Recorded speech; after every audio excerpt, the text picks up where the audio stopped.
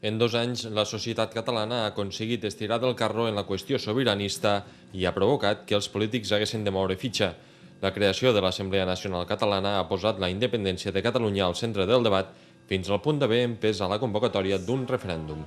Ara l'ANC ha editat un vídeo en què queden recollits alguns dels moments més significatius d'aquesta etapa i en la qual hi ha alguns exemples vinculats amb les Terres de l'Ebre, començant per la presidenta de l'Assemblea, la xertolina Carme Forcadell, que apareix en diversos moments i discursos.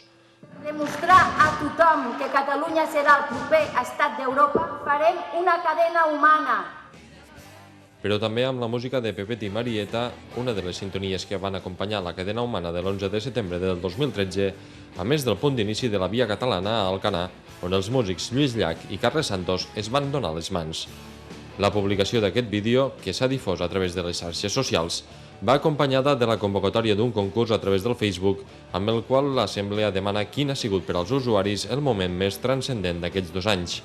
A hores d'ara, l'ANC ja treballa en els actes que durà a terme al llarg de l'any i especialment coincidint amb la data de l'11 de setembre, un acte que donaran a conèixer en les pròximes setmanes.